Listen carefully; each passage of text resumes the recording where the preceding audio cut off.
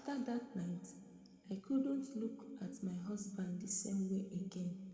Not because I was angry, but because I was scared. Scared of saying the wrong thing, scared of pushing him deeper into whatever had trapped him, scared of opening a door I might not be able to close. For 2 days, I said nothing. I watched him closely.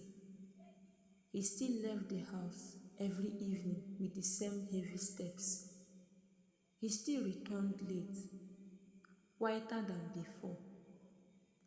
Sometimes he would sit on the bed for a long time, staring at nothing, like someone listening to voices only he could hear.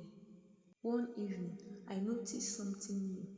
Before leaving the house, he stood by the door and whispered something under his breath. It sounded like a prayer, but not one I recognized.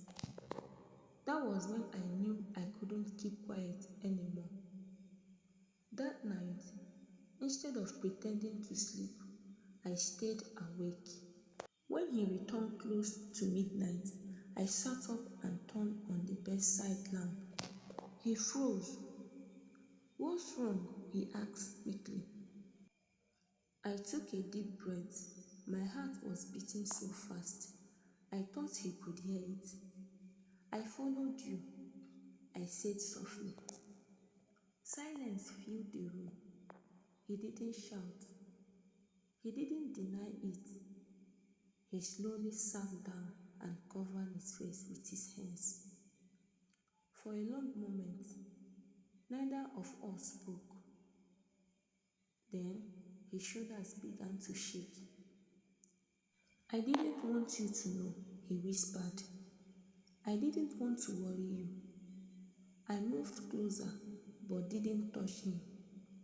"Then tell me," I said gently, "because not knowing is killing me." He looked up at me, and for the first time in weeks, I saw tears in his eyes.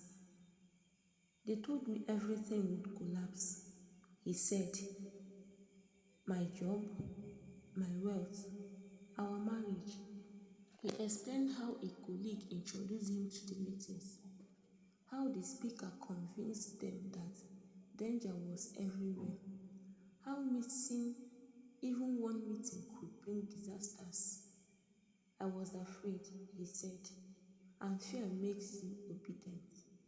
My chest tightened. "You could have talked to me," I whispered. "I didn't want to look weak," he replied. That night, we talked until morning. For the first time, fear was spoken out loud, but I could see it clearly. He was still not free. Because fear doesn't leave just because you talked about it. And I knew something worse was coming. As I knelt down to pray that morning, one thought refused to leave my mind. What would happen if my husband went back to those meetings one last time? I didn't know yet.